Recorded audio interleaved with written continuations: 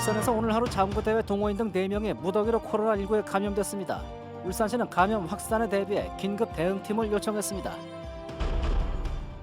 부동산 가격 폭등 속에 일부 아파트 입주자 대표들이 아파트 가치를 올린다며 현수막을 내걸고 있습니다. 검찰이 공직선거법 위반 혐의로 기소된 이채익 의원에 대해 당선 무효형에 해당하는 벌금 500만 원을 구형했습니다. 울산 큰애기가 중구를 넘어 울산을 대표하는 캐릭터로 자리 잡았습니다. 앞으로 각종 행사에 울산 대표 브랜드로 참여합니다. 안녕하십니까. 화요일 저녁 뉴스데스크 울산입니다. 울산에서 열린 장구 자격증 심사에 참가했던 동호인 3명이 무더기로 코로나19에 감염이 됐습니다. 전국에서 129명이 참가한 걸로 파악이 되는데 울산시는 감염 확산에 대비해 정부에 긴급 대응팀 파견을 요청했습니다. 유영재 기자입니다. 신나는 음악에 맞춰 일사불란하게 몸을 움직이며 장구를 칩니다. 여기에 노래와 구호도 곁들이는 장구 난타 공연입니다. 이 같은 장구 지도사 자격증 시험이 지난 20일 울산 남구의 한 장구 교실에서 열렸는데 시험에 참가한 50대 남성 2명과 여성 1명이 양성 판정을 받았습니다. 대회 심사를 위해 서울에서 온 감독관 1명도 코로나19에 감염됐습니다. 장구지 마라. 얼굴 표정이나 표현이나 이런 게 아마 시험 채점 요소에 아마 포함된 것 같아요. 대회 참가자는 현재까지 확인된 것만 129명. 시험 응시자는 울산을 비롯해 부산과 대구 등 영남권에서 참가했고 대회 감독과 영상 촬영팀은 서울 등 수도권에서 왔습니다. 대회 장소가 건물 6층에 있다 보니 참가자들이 주로 이 엘리베이터를 이용하면서 감염에 더욱 취약했던 것으로 추정됩니다. 방역당국은 부산 652번 확진 환자에 주목하고 있습니다. 부산 확진 환자가 지난 20일 오전 부산 장구교실을 찾았다가 당일 오후에는 울산을 찾았는데 두 곳에서 확진 환자가 집단 발생했기 때문입니다. 사전에 좀 신고도 좀 하고 또 방역 지도를 좀 받는다든지 이렇게 해서 이제 보통 일반적인 시험들은 다 그렇게 하고 있거든요. 자기들끼리 그냥 그렇게 하다가 보니까 아마 이런 결과가 나온 것 같습니다. 울산시는 장구 대회발 간염 확산에 대응하기 위해 질병관리청에 긴급 대응팀 파견을 요청했습니다. MBC 뉴스 유영지입니다. 네, 한편 중구의 한 주상복합 건물 주민 81명이 코로나19 확진자와 동선이 겹쳐 집단으로 자가 격리됐습니다. 중구 보건소는 서울 강남구 확진자와 접촉한 울산 171번 확진자가 이 건물 지하 사우나를 17일부터 20일까지 이용해 이 동선이 겹치는 사우나 이용자 81명이 자가 격리됐으며 현재까지는 음성이라고 밝혔습니다. 한편 남구의 한 고등학생도 확진자의 밀접 접촉자로 분류돼 오늘 검사 후 자가 격리됐지만 검사 결과는 음성으로 나왔습니다.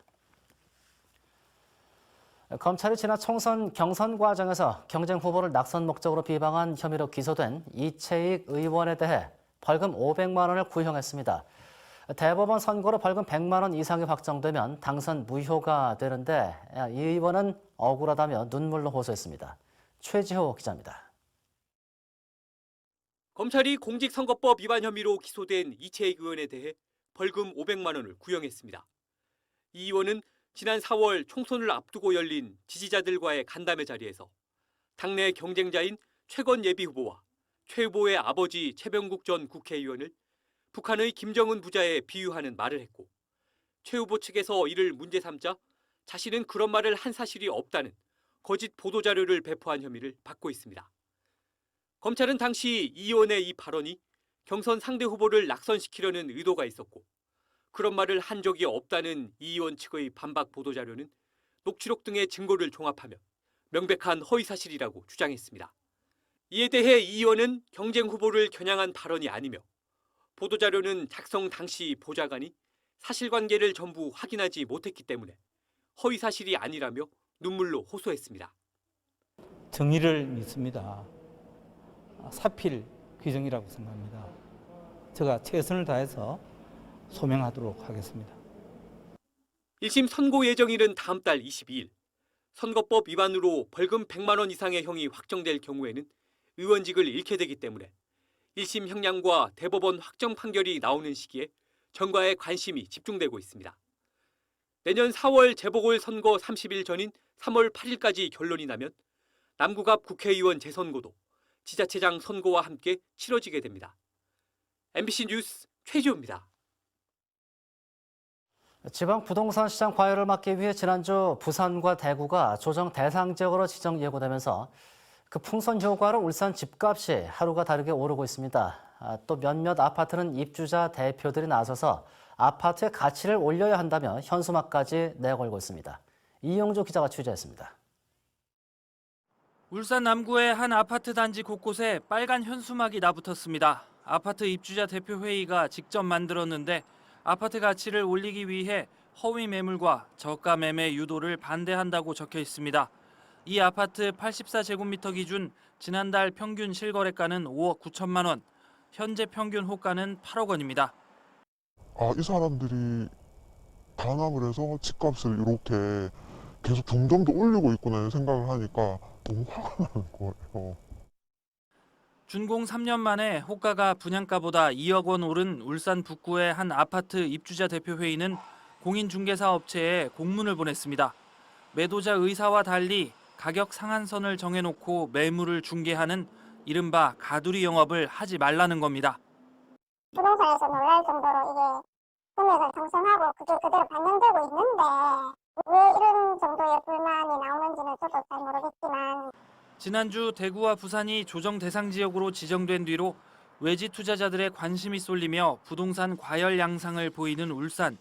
울산시는 이 같은 현수막이 시장 교란, 즉 집값 담합에 해당되는지 조사에 나섰습니다. 집값 단합 행위에 대하여 모니터링을 실시 중에 있습니다.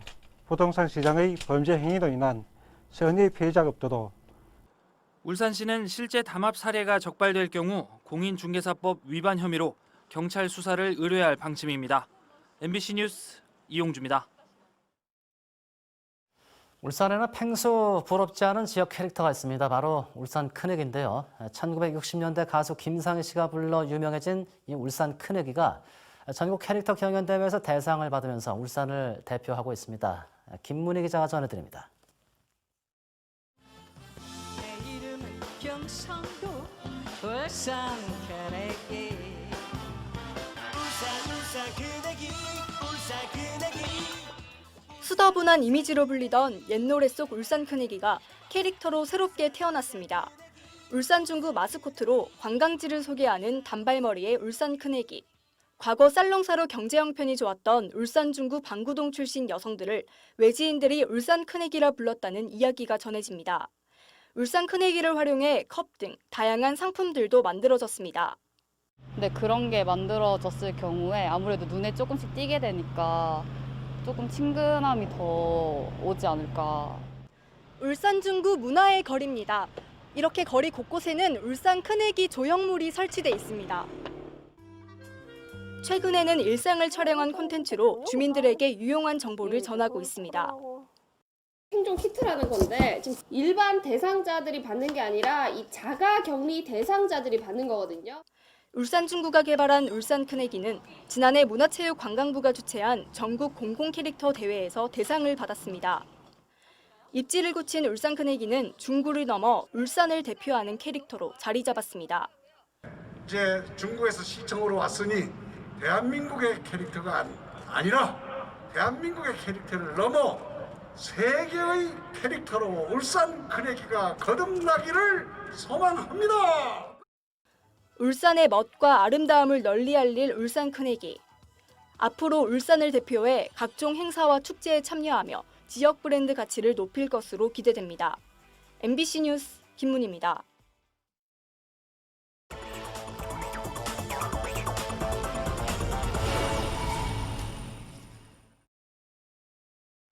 오늘 새벽 3시 50분쯤 남구 무거동의 한 원룸 3층에서 불이 나 집안 일부를 태워 소방서 추산 500만 원 상당의 재산 피해를 내고 10여 분 만에 꺼졌습니다. 이 불로 10대 거주자 한 명이 연기를 마셔 병원으로 옮겨졌습니다. 소방당국은 목격자 등을 상대로 정확한 화재 원인을 조사하고 있습니다.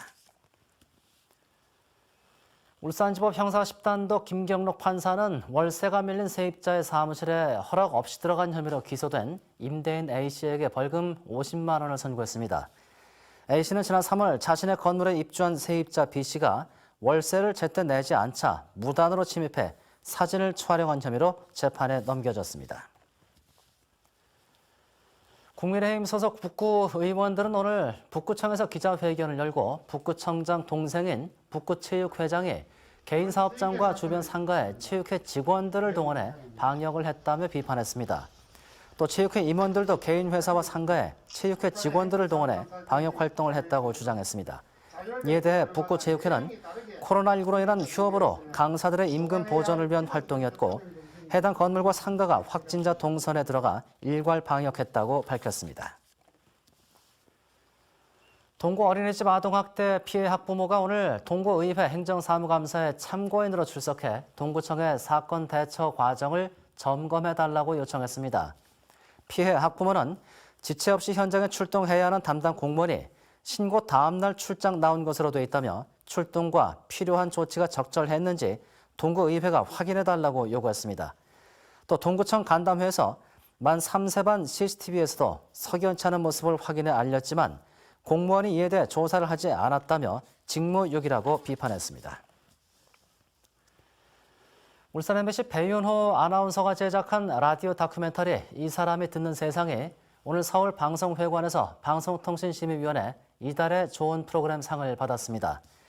이 프로그램은 비장애인이 소리 체험을 통해 청각 장애인에 대한 편견을 깨도록 다양한 정보를 전달한 점이 좋은 평가를 받았습니다.